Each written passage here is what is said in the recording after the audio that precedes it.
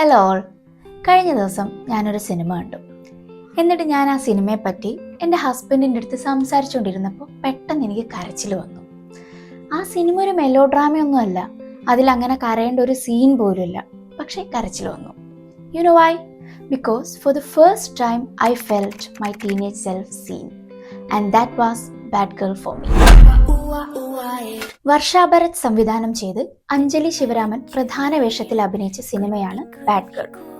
തമിഴ്നാട്ടിലെ ഒരു upper cast ഫാമിലിയിലെ രമ്യ എന്ന പെൺകുട്ടിയുടെ ടീനേജ് മുതൽ ഏർലി 30s വരെയുള്ള ജീവിതം അവളുടെ തന്നെ പെർസ്പെക്റ്റീവിൽ നോക്കിക്കാണുകയാണ് ഈ സിനിമയിൽ.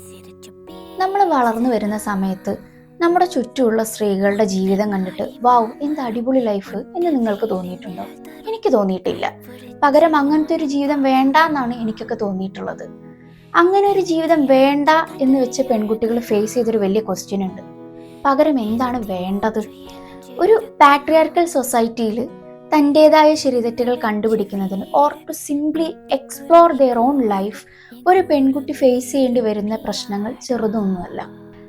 ഈ സിനിമയിൽ പറഞ്ഞിട്ടുള്ള മറ്റൊരു പ്രധാന വിഷയമാണ് കാലാകാലങ്ങളായി സ്ത്രീകൾ കൈമാറി വരുന്ന ട്രോമ. രമ്യയുടെ അമ്മ, അമ്മൂമ്മ ഇവരൊക്കെ തമ്മിലുള്ള ബന്ധം വളരെ റോ ആൻഡ് ഓർഗാനിക് ആയിട്ടാണ് ഈ സിനിമയിൽ കാണിച്ചിട്ടുള്ളത്. ഈ പാട്രിയാർക്കൽ സിസ്റ്റം സ്ത്രീകൾക്ക് നൽകുന്നൊരു മോഹന വാഗ്ദാനമുണ്ട്. അവരുടെ സ്ത്രീ എന്ന നിർവചനത്തിനകത്ത് നിൽക്കുകയാണെന്നുണ്ടെങ്കിൽ നിങ്ങൾ സേഫ് ആയിരിക്കും എന്നുള്ളത്. നമ്മളൊരു ടീനേജ് ഒക്കെ ആവുമ്പം ഈ ഇല്യൂഷൻ ഓഫ് സേഫ്റ്റിയെ ചെറുതായെങ്കിലും ചോദ്യം ചെയ്തു തുടങ്ങും. എന്നാൽ ഒരു അമ്മയാവുന്നതോടെ മക്കളെ സേഫ് ആക്കാൻ വേണ്ടി അവരെ ഈ സിസ്റ്റത്തിലേക്ക് വലിച്ചു കൊണ്ടുവരാൻ ശ്രമിക്കുകയും ചെയ്യും. സത്യം പറഞ്ഞു കഴിഞ്ഞാൽ തൻ്റെതായ ചെറുത്തുനിൽപ്പുകൾക്കിടയിലും അതുപോലെ ഈ സിസ്റ്റത്തിനെ സേഫ്റ്റിക്ക് വേണ്ടി ഡിപ്പെൻഡ് ചെയ്യുന്നതിനിടയിലും വലിഞ്ഞു മുറുങ്ങിയ ജീവിതങ്ങളാണ് എല്ലാ അമ്മമാരുടേതും. അത് ഈ സിനിമയിൽ ഒരു അനക്ഡോട്ട് പോലെ പറഞ്ഞു പോകുന്നുണ്ട്. നമ്മൾ ഇന്ന് കാണുന്ന ക്ലാരിറ്റിയോടെ ചിന്തിക്കുകയും സംസാരിക്കുകയും ചെയ്യുന്ന ഓരോ സ്ത്രീയും ആ പോയിന്റിലെത്തിയത് അവരുടേതായ ഒരു ഹാർഡ് വേയിലാണ് ഓർ അവരുടേതായൊരു ബാഡ് ഗേൾ വേയിലാണ്. പക്ഷെ ഈ സിനിമയിൽ രമ്യ അങ്ങനെ ഒരു ക്ലാരിറ്റിയിലൊന്നും എത്തുന്നില്ല. She remains messed up broken soul.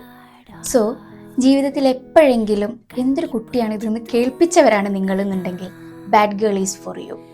Let your teenage soul feel validated for the pain, struggle and humiliation she endured.